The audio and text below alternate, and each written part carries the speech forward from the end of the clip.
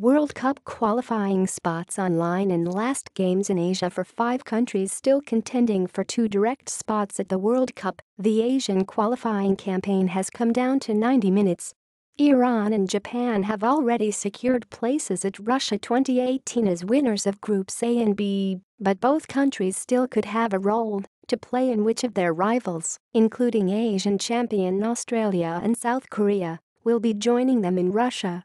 7 Asian teams can still qualify either by finishing second in their groups or by going through continental and intercontinental playoffs. Iran hosts the surprising Syria team, which has unable to play at home for security reasons during the ongoing conflict in their country, but which moved into third place in Group A last week with a 3-1 win over Qatar.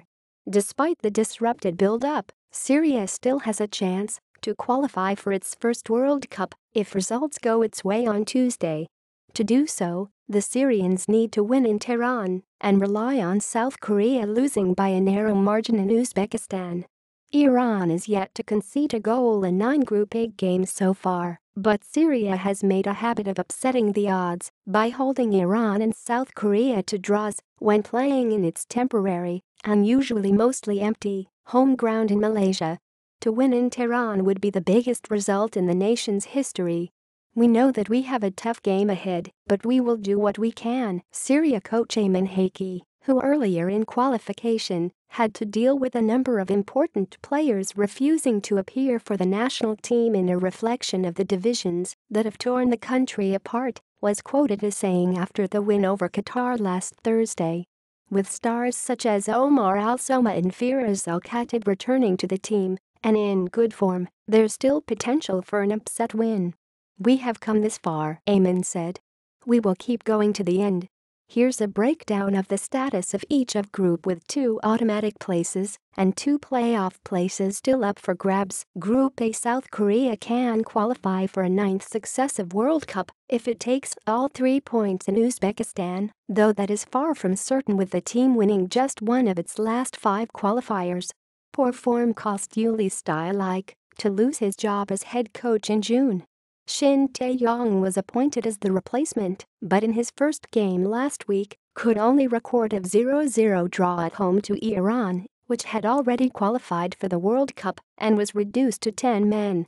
If we play our best and stay focused, then we will win, said Shin, who is awaiting news on the fitness of captain Kai Sung-yoon.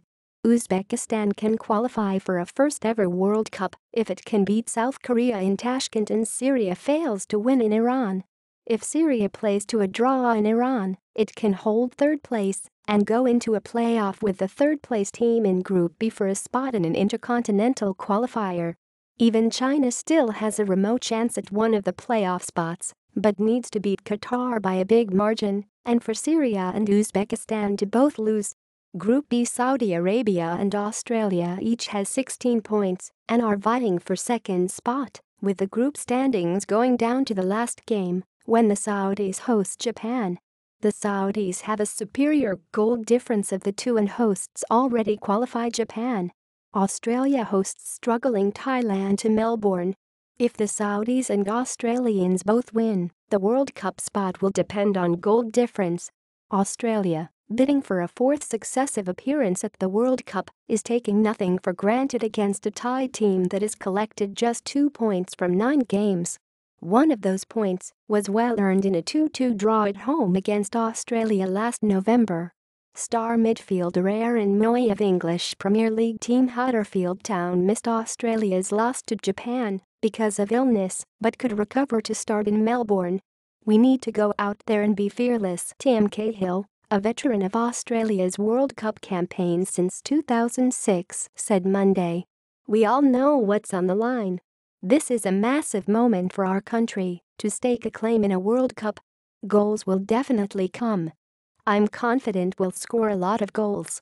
Saudi Arabia has not appeared at the World Cup since 2006 and will be hoping that Japan is still in a celebratory mood after clinching qualification.